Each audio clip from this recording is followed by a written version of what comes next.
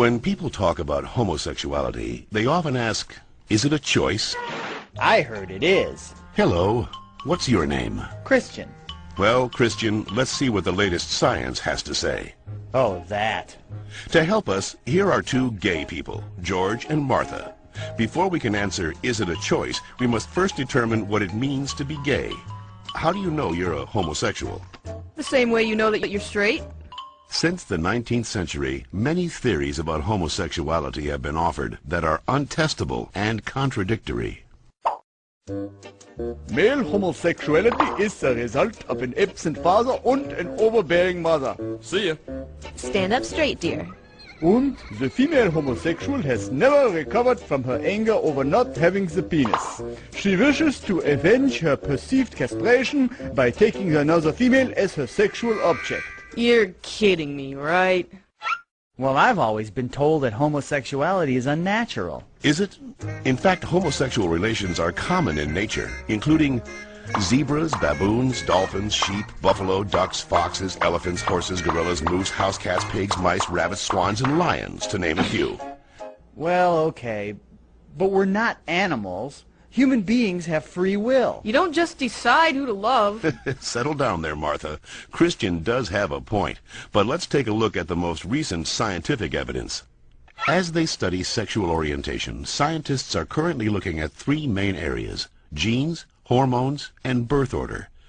Of course, most of these studies focus only on male sexuality. Sorry, Martha. What a shock. Let's first look at studies of identical twins. Hi.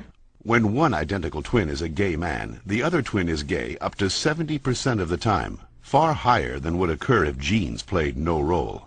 In fact, these studies show that genes play a greater role in determining sexual orientation than they do in whether or not you're right or left-handed. And we don't punish the left-handed. Well, not anymore. Let's get it! Scientists have recently noticed a striking statistical phenomenon. Studies show that having older brothers increases the odds of a boy being homosexual. Moms always baby the youngest, making them gay. No, that's not it. When a woman is pregnant with a boy, scientists are realizing that her female body often sees the male fetus as a foreign object and begins to produce antibodies against it. The more boys a woman has, the more adept her body becomes at feminizing the fetus, which may explain why with every successive boy, the odds that he will be gay go up significantly.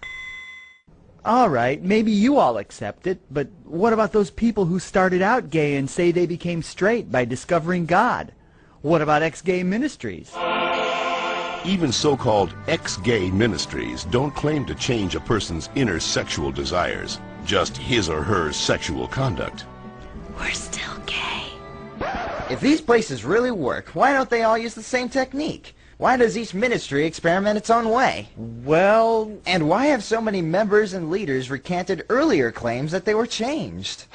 maybe these programs don't work for everyone, but what's the harm? How about the feelings of shame and guilt they instill and reinforce in their victims? Or the money, energy, and time they sap from people who have nothing wrong with them? Says you. Well, in point of fact, not just George says that, Christian.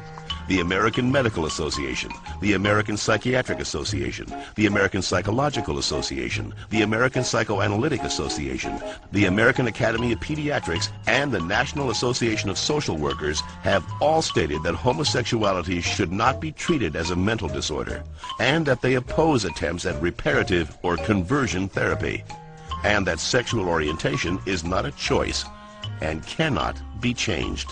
So that's it.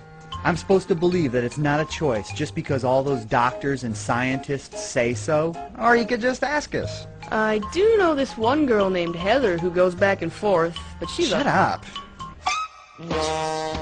The information in this educational cartoon is based upon studies that can be found in any university library, with the possible exception of the Bob Jones University in South Carolina.